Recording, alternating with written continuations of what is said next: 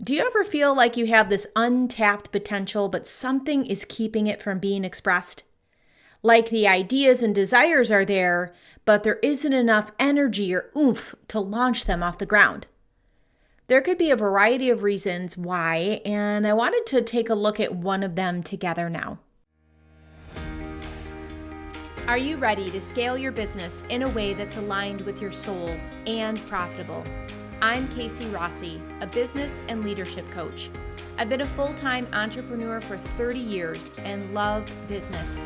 I help conscious leaders increase their impact and optimize their lives.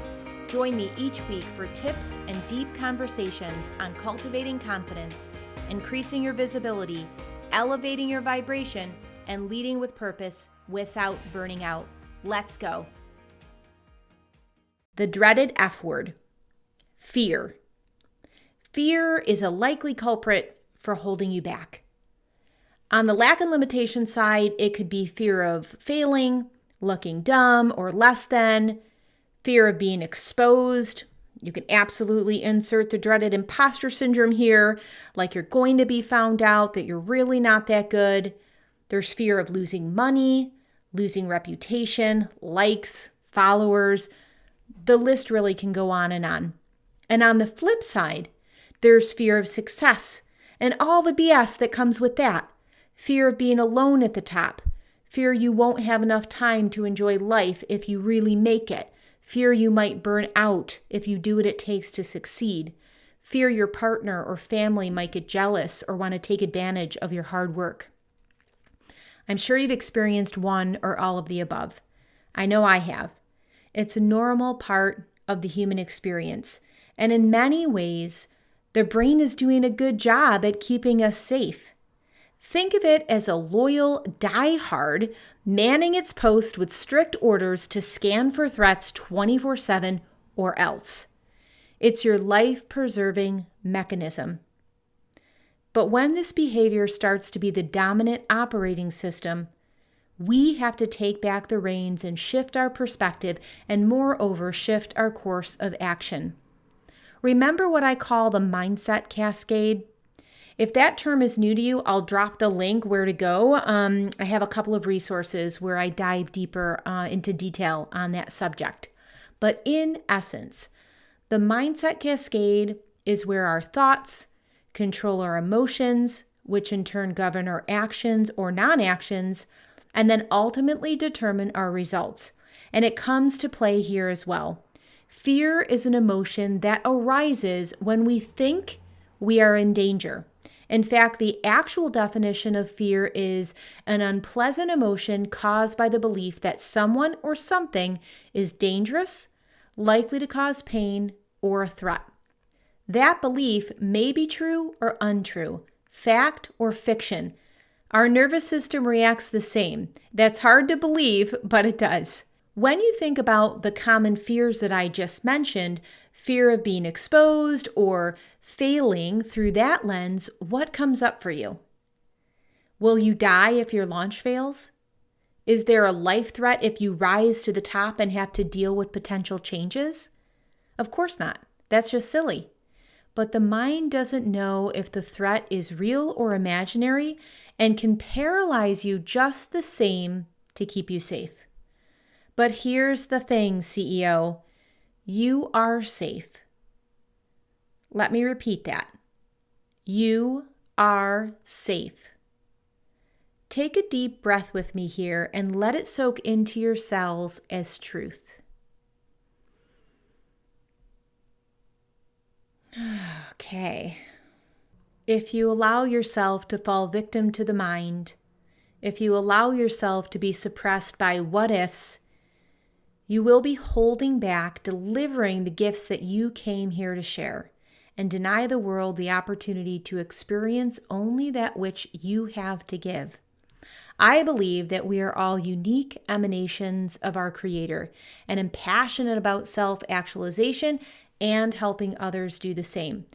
Harold Maslow comes to mind here. He was an American psychologist and created the hierarchy of needs.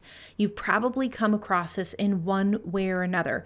But picture a pyramid divided into 5 rows. The base layer is the psychological needs category. Things like oxygen, water, food, shelter are basics. Next up are the safety needs, personal security, health, resources. One row up in the middle there is love and belonging, so our connections. The next is esteem, dignity, respect, freedom. And at the top of that pyramid, the most fulfilling category is self-actualization, the desire to become the most that we can be. Maslow told us about the importance of actualizing our potential. In fact, he said, what one can be, one must be. I love that quote. I feel a newfound power in it every time I see it or say it. What one can be, one must be. Whew. What must you be, dear listener? I want to pause here and make the distinction between being and doing. The question isn't, what must you do?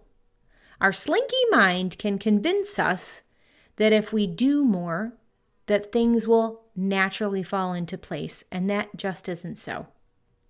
Think of being energy as life force. Being doesn't require pushing, squeezing, or attachment. Being is a state, an identity, a soul power. So I'll ask you the question again and invite you to deeply contemplate on the answer. What must you be?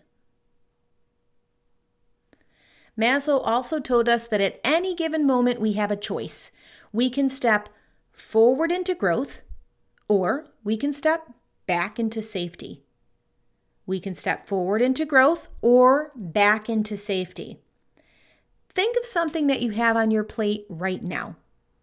I know with the tip of fourth quarter just getting kicked off, and it doesn't matter when you're listening to this, I know we always have a tremendous to-do list, but I think there's a special amount of pressure to salvage the year or have a winning Q4. And so when you think about something that's on your plate right now, are you stepping towards it or shrinking up away from it?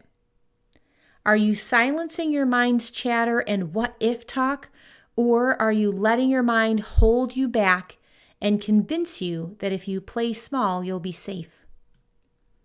This is powerful stuff. When you have this awareness, you can shift everything. You have the potential to be a powerhouse. It is not reserved for the lucky few. You have everything within you to discover and share your brilliance. Is today the day to bust through? I think it is. I believe in you. Now go out there and be who you were meant to be in this lifetime. Until next time, my friend, breathe joy. Thanks so much for listening. This type of perspective awareness is some of my favorite, most juicy things in my own self-contemplation. I hope you got a revelation of your own. If you want to leave your feedback, you can always head over to lovethepodcast.com/brilliance or forward it on over to someone who you think would really benefit from hearing today's message. Thank you so much, and we'll see you next week.